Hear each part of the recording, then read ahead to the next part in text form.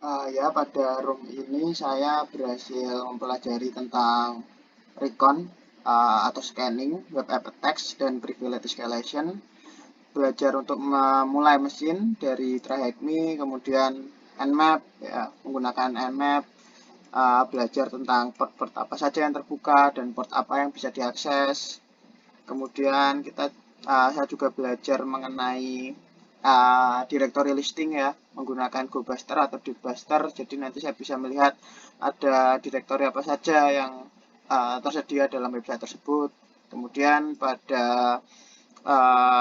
bisa melakukan upload file yang malicious ya. PHP itu diblokir pada challenge ini. Jadi saya perlu menguploadnya itu dalam bentuknya PHTML, tapi isinya adalah code PHP, di mana extension PHTML itu bisa menjalankan code PHP. Dan selanjutnya saya juga bisa belajar melakukan brute force attack. Ya, jadi saya menebak-nebak dulu directory extension apa yang bisa diterima dari website tersebut. Kemudian ternyata dari beberapa list yang sudah disediakan itu yang bisa digunakan itu adalah PHTML. Kemudian di sini saya bisa menjalankan reverse shell ya, yaitu kita coba back connect dari engine yang mereka sediakan.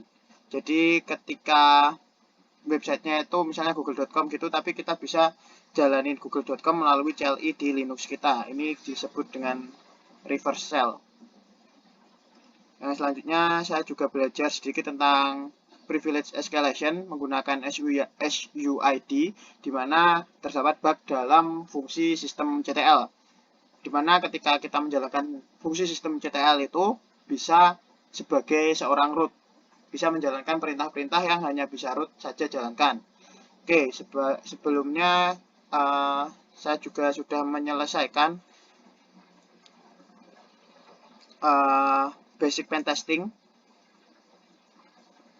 di mana pada basic pen testing ini saya belajar mengenai brute forcing, hash cracking, service enumeration, dan Linux enumeration. Ini belajar untuk deploy mesinnya, kemudian brute force directory listing, saya menemukan directory development, kemudian ketika kita disuruh untuk login, kita bisa menggunakan brute force username dan passwordnya, dan ditemukan passwordnya Jan dan Armando. Kemudian saya bisa back connect dengan SSH, di mana ketika menggunakan SSH ini nanti saya ternyata berhasil mengkoneksi dengan sebagai user lain, yaitu sebagai user Kai dengan menggunakan ID RSA. Setelah menggunakan ID RSA, saya juga menggunakan John the Ripper untuk cracking SSH passwordnya, dan passwordnya itu beeswax, saya masih begitu ingat. Kemudian ketika passwordnya itu sudah didapatkan, saya bisa login sebagai Kai dan mendapatkan flag yang terakhir. Untuk room yang masih saya jalankan itu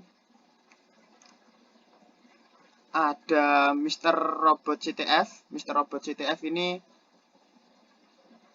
merupakan seperti CTF pada web application, dan saya begitu dekat dengan robots.txt, dan ini menggunakan penyerangan pada WordPress ya. Jadi websitenya berbasis WordPress, di mana terdapat bug-bug yang pada WordPress tersebut, namun masih belum selesai, masih mendapatkan flag yang pertama, yaitu ketika berhasil menerobos CMS adminnya, yaitu WordPress.